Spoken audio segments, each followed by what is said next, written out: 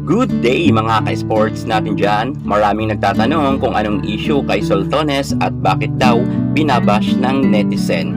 Nangyari kasi ito nang nabago ang schedule ng kanilang games at dapat nga kahapon ito naganap, ngunit nabago nga ang schedule nito kung saan nga sa August 31 na ito gaganapin ang kanilang games. Pati ang schedule at ang time ay nabago talaga, at dahil yan sa isang na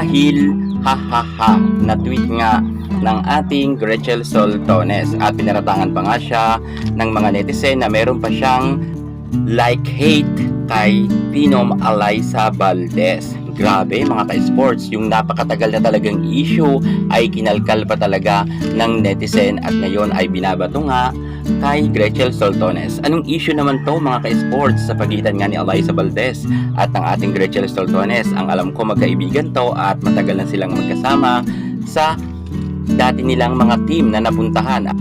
At hindi lang isang beses, dalawang beses sila nagkasama noon sa isang team, kundi napakarami ng beses na magkasama nga itong si Alyssa at itong si Soltones. Pero ngayon, eto na naman, balik na naman uli ang mga CCS fans sa pagkalkal issue sa naging pag-dislike daw di umano or hate likes ni Soltones kay Alyssa Valdez. Alamin natin ang buong detalye kung gaano ka totoo ang isyung ito, kaya panoorin nyo ang ating vlog hanggang sa dulo. Pero bago ang lahat, kung bago ka sa aking YouTube channel, subscribe na.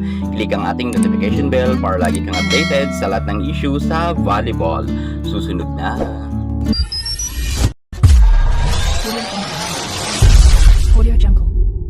Bago natin puntahan ang issue nga kay Alyssa Valdez at kay Gretchen Soltones, atin munang i-shoutout ang ating masugid na manonood. Shoutout nga pala kay Nestor Villa Flores. Yan. Sa mga nais na magpa-shoutout, mag-comment lang kayo sa baba dahil sa next natin na vlog ay kayo naman ang aking ibibida. So atin nang puntahan ang issue ngayon na binabato kay Gretchen Soltones hinggil nga sa di umano'y pag-likes hate ni Soltones sa ating Phenom superstar Alyssa Valdez. Gaano ba to katotoo at meron ba talaga silang proof? Ito nga ang isang post ngayon na kumakalat kung saan nga mismong kay Gretchen Soltones pa na Twitter account i-pinost nila or i-message nila kay Soltones. Ito ang sabi. Ayon nga kay Valley Barda, dahil pabor nga sa inyo kasi ang tagal ng pahinga ninyo, hahaha. Eto naman si Soltones, di na lang mag-intindi ng labahin, mag-like ka na lang ulit ng hate tweet about Alyssa Valdez. Kasi wala naman makakakita niyan kasi hide na ang likes sa tweets. Yan naman ang kanyang sabi nga kay Gretchen Soltones, at iyan ay makikita nga ninyo sa tweet. At ito pa nga ang isang nagpasaring din.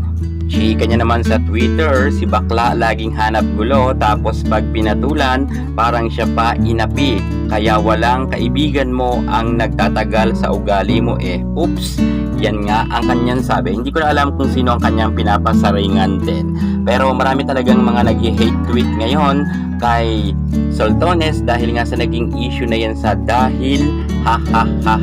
Yan lang kasi ang talagang masasabi ko, dahil tulad na sa unang vlog ko, wala tayong posisyon para husgahan nga ang mga nasabi natin netizen. Nirerespeto natin ang kanilang mga opinion, ngunit sana mag-ingat rin tayo sa mga pupuna at pagbabash nga sa ating mga manlalarong atleta, dahil hindi naman kasi natin alam ang punot dulo talaga na nangyayari.